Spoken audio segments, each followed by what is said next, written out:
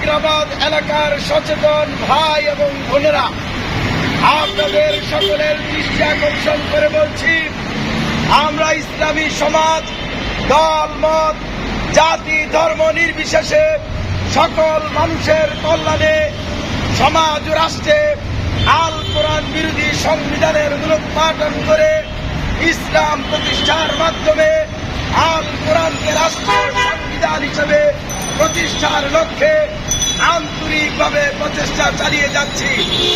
ইসলামী সমাজের সম্মানিত আমির হযরত সৈয়দ হুমায়ুন কবির সাহেবের নেতৃত্বে ইসলামী সমাজ শান্তিপূর্ণ কর্মসূচি চালিয়ে যাচ্ছে।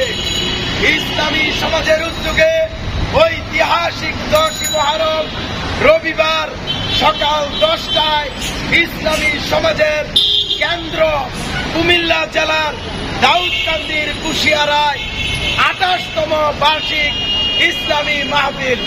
উক্ত বার্ষিক ইসলামী মাহফিলে দল মত জাতি ধর্ম নির্বিশেষে সকলে দলে দলে যোগদান করুন এবং সমাজ রাষ্ট্রে প্রতিষ্ঠিত আল কোরআন বিরোধী সংবিধানের মূলোৎপাটন করে ইসলাম প্রতিষ্ঠার লক্ষ্যে ইমানি ও নৈতিক দায়িত্ব পালন করুন। এই আশাবাদ ব্যক্ত করে এখানে আমি আমার সংক্ষিপ্ত বক্তব্য শেষ করলাম।